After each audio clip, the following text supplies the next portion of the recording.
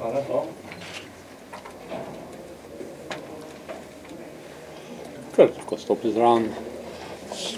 Torej, lep pozdrav vsem skupaj. Danes sva skupaj s podpredsednikom gospodom Miranom Potrčem sprejela predstavnike Zveze hrvaških društev v Sloveniji na pogovor. Zveza hrvaških društev v Sloveniji je pravzaprav meni predložila pobudo za urejanje statusa manjšine, hrvaške manjšine v Sloveniji, in hkrati pa smo tudi izmenjali svoje poglede na status in življenje in delo hrvaške narodne skupnosti v Sloveniji. Jaz sem v odgovor na pobudo, ki sem jo izročili, predvsem poudaril, da v tem trenutku verjetno ni realistično pričakovati, da bi prišlo do kakršnihkoli ustavnih sprememb, ki bi omogočile ustavno regulacijo, lahko bi rekli, hrvaške narodne skupnosti, niti nekaterihkoli drugih narodnih skupnosti v Sloveniji v tem trenutku. Hkrati pa sem tudi poudaril, skupaj s Potrčem smo poudarili, da smo sprejeli deklaracijo o položaju nekdanjih jugoslovanskih narodov v Sloveniji, pripadnikov, v katerih urejamo določene stvari, priznavamo pravico do razvoja in obstoja teh kultur in hkrati tudi določamo vse pravice, ki jih tu imajo, hkrati pa tudi posvetovalno koordinativno telo, ki bo urejalo odnose med državo Republiko Slovenijo in interesi in potrebami teh skupnostmi. Pričakujemo, da bo to telo ustanovljeno v kratkem, kot vem, se že ustanavlja, in da bodo veliko pobud in predlogov lahko realizirani skozi to posvetovalno telo. Sam seveda zagovarjam jasno stališče, da ni zadosti, da Slovenija omogoči samo preživetje pripadnikom drugih narodnih skupnosti, med drugim tudi hrvaške, ampak da mora omogočiti tudi njihov razvoj in oblikovanje in vzdrževanje kulture in identitete, ki jih pripadajo. Hvala lepa z moje strani, gospod Antonov, prosim. Hvala lepa, gospod Gantar. Vesel sem današnjega dogodka ob izročitvi pobude Zveze hrvaških društev Slovenije za ureditev formalno-pravnega položaja hrvaške manjšine v Republiki Sloveniji, gospodu dr. Pavlu Gantarju, predsedniku Državnega zbora Republike Slovenije. Čas je, da se ta položaj uredi tako, kako je že 10 let urejen položaj Slovencev, hrvaških državljanov na Hrvaškem. Glede na geografski položaj, globoke zgodovinske kulturne veze, glede na številne medčloveške družinske vezi med Slovenci in Hrvati, mislim, da bodo vsi veseli dejstva, da se nas okrog 35.000 Hrvatov počuti tako sprejeti v Sloveniji, kot se počuti okrog 23.000 Slovencev na Hrvaškem glede državljanskih pravic, državne podpore v ohranjanju nacionalne kulturne vrednot avtohtonih Hrvatov in priseljencev iz Hrvaške, Bosne in Hercegovine, Slovenije. Želimo, da se na hrvaški obali počutijo sprejeti slovenski državljani, ki v vedno večjem številu tam gradijo svoje vikende in vedno bolj pogosto tam preživljajo svoje pozna leta. In pravijo tako, vsi imamo isto pravico do sonca, miru in lepote. Zatreti smo v skupno prihodnost in ko premišljujemo o tej prihodnosti, pričakujemo, da bomo še naprej vzpostavljali in gradili takšne medsosedske odnose, kakšne poznamo iz preteklih časov, spoštovanjem in blaginjo vseh nam. Hvala. Še bi samo to dodal, danes, kar smo poslušali, mislim, da je realnost, da ta pobuda, katero smo danes uročili, ne pričakujemo, da je pač jutri rešena, ali to pobudo smo izdali, ker ta dva sosedska naroda so med sabo tako povezana v 500-letni zgodovini, da je naša pobuda upravičena in želimo v doglednem času, ne glede na to deklaracijo, katera je bila sprejeta v Državnem zboru, mi smo jo podprli in bomo v njoj sodelovali. Želimo pa vseeno, da ta odnos med tema dva sosedska naroda postane nekaj drugega in da nas Republika Slovenija prizna v manjšinskem odnosu v lastni državi. Hvala lepa. Hvala lepa. Imate kakšno vprašanje za mene, gospoda Antunoviča? Gospod predsednik, mene zanima, kako vi komentirate te besede o reciprociteti. Posebej, ko govorimo ne samo o hrvaški manjšini, ampak mislim o Hrvatih, ampak tudi o drugih narodih. Kako bi to v celoti izgledalo, če bi govorili o reciprociteti? Kot veste, Slovenija nikoli v manjšinskih vprašanjah ni zagovarjala čistega načela reciprocitete.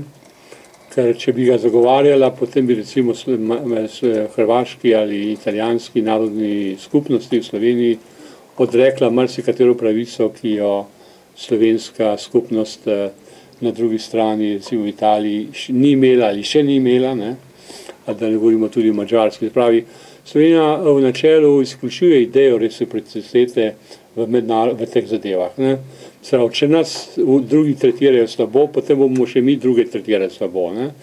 Tega ne izključujemo, torej tega načela mi ne uporabljamo in smo večkrat povedali, da ne.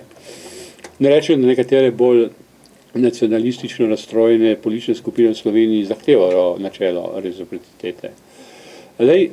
Kar zadeva odnos do hrvaške narodne skupnosti ali mogoče tudi katerikoli kakšne druge, je seveda njen status v veliki meri pogojen z neko zgodovino, z nekim historičnim razvojem, ki je bil takšen, kot je, in v tem trenutku sem, kot jaz vam povedal, v tem trenutku ni realistično za pričakovati, da bi Slovenija povečala število ustavno varovanih narodnih skupnosti, se pa je odločila, da bo storila vse, da vse narodne skupnosti v Sloveniji, ki so, poleg teh bivših jugoslovanskih, kot rečemo, mogoče še kakšna druga, da bo storila vse, da ne samo, da bodo preživeli, ampak da se bodo tudi lahko dobro razvijale. Sami tudi seveda veste, da kljub vsemu, da imamo ustavno-pravno varstvo recimo madžarske in italijanske narodne skupnosti v Sloveniji, imamo kljub vsemu težave z temu, da ponekod recimo upada ali pa da ni mogoče povsod tiste vitalnosti, ki bi si jo želeli pri tem. Tako da ustavno-pravno varstvo je seveda zelo simbolna zadeva in pomembna, zastopanje v parlamentu pa mogoče še celo. Ampak, rekel, v sociološkem življenjskem smislu so pa inštitucije, polja, pomoč države in okolja tista, ki to skupnost drži po konci in razvijajo.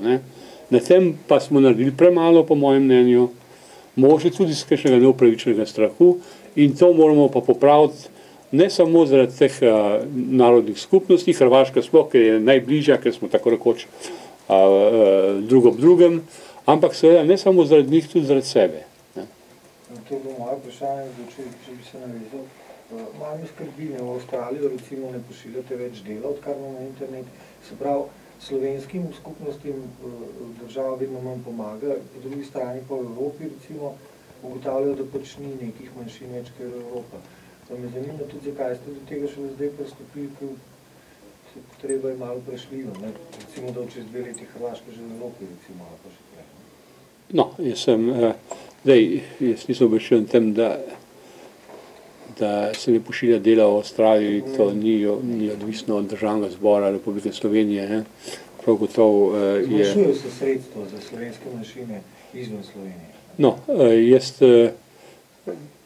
ob tem nisem posebej seznanjen. Jaz pričakujem, da bo pomoč države Republike Slovenije slovenskim skupnostim in manjšinam v drugih državah seveda ostala najmanj enaka ali se izboljševala, lahko pa se načini spreminjajo. Verjetno res nima smisla pošiljati tiskanih medijev, publikacij tja, če so na voljo v trenutku elektronske in tako naprej. Ampak o tem zdaj nima smisla, da razpravljava. Jaz ponovno bi rekel, ne grem se trgovine, ne, v zadevah z narodnimi skupnostmi in pravicami, ki izhajajo iz pravice posameznika, da izraža svobodno in prostovoljno svojo identiteto, tudi nacionalno in etično identiteto. Ne gre se trgovine v smislu naša skrb za manjšine v tujini proti naši skrbi za manjšine drugih pri nas. Ne? In to bi rad zelo jasno povedal. Gospod Peter, mogoče vprašanje. Prišli ste zahtevo, da bi v bistvu Hrvati bili priznani kot narodna manjšina. Zvedeli ste, da to pač ne bo šlo, vi ste pa veseli. Zakaj že? Nisem pa tako mislil, da ne bo šlo. Mi smo pobudo dali v upanju, da bo ta pobuda rešena, ne zdaj v enem, lahko je v 5 letih, in da v to pobudo, katera je podana, delali smo dolg časa na njej, je pa tako podana, da ne mislimo, kot v hrvaški ustavi so priznani Slovenci, da ne iščemo teritorijalne opredelitve nazivov, krajev, karkoli, ne iščemo nobenega poslanskega sedeža, iščemo, da priznanje nacionalne manjine Hrvatov na teritoriju Republike Slovenije v smislu kulturne identitete in priznanja v materialnem smislu, da tih 11 društev, kateri je od Lendave do Pirana, od Novega mesta do Jesenic, širijo pač v svoji sredini to kulturno identiteto, odkot izhajajo. To so bosanski Hrvati in Hrvati iz Hrvaške. Tako da to pobudo nismo to saznali, mislim, to, ko je gospod dr. Gantar rekel, da to je težko pričakovati spremembo ustave Slovenije v kratkem času. In s pobudo, katera je bila že dana 2000. leta, je očitno bila malo pozabljena, zdaj smo jo obnovili in tudi zraven smo jo vložili v vaše materiale, katere ste prejeli. Hvala lepa. Še kakšno vprašanje? Ugotavljam, da ne. Zahvaljujem. Samo vprašanje. Kako ste kaj zadovoljni pa z statusom Slovencev na Hrvaškem? Če že gledamo, kako je s Hrvati v Sloveniji, kako ste vi kaj zadovoljni z statusom Slovencev na Hrvaškem?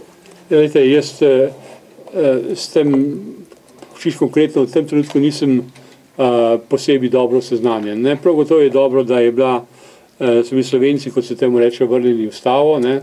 Vem pa, da imajo seveda vrsto tudi jasno problemov, kot jih imajo posod takšne narodne skupnosti v borbi za pač življenje pred asimilacijskimi pritiski, hotenimi, nehotenimi, to se dogaja tudi pri nas, da se razume, ne. In je težko bi pa zdaj rekel kaj bolj določnega, ker v tem trenutku s bolj podrobnimi problemi nisem seznanjen. Torej, lahko ja odgovorim. Ja, lahko tudi. Slovenska manjšina na Hrvaškem je vrnjena v ustavo in ima materialno podporo države Hrvaške v 380.000 evrov letnega prispevka z proračuna, 7 klubov je, sodelujemo z njimi in koliko sem ja informiran in koliko so me kolegi slovenski prijatelji na Hrvaškem, kateri živijo, zelo zadovoljni s tem statusom. Oni so tudi člani tiste koordinacijske skupine za parlamentarni predstavnika, kateri so ostale narodnosti bivše Jugoslavije. Torej, hvala lepa, ste dobili še nekaj informacij, tudi jaz. Hvala lepa. Hvala in nasvidenje. Hvala.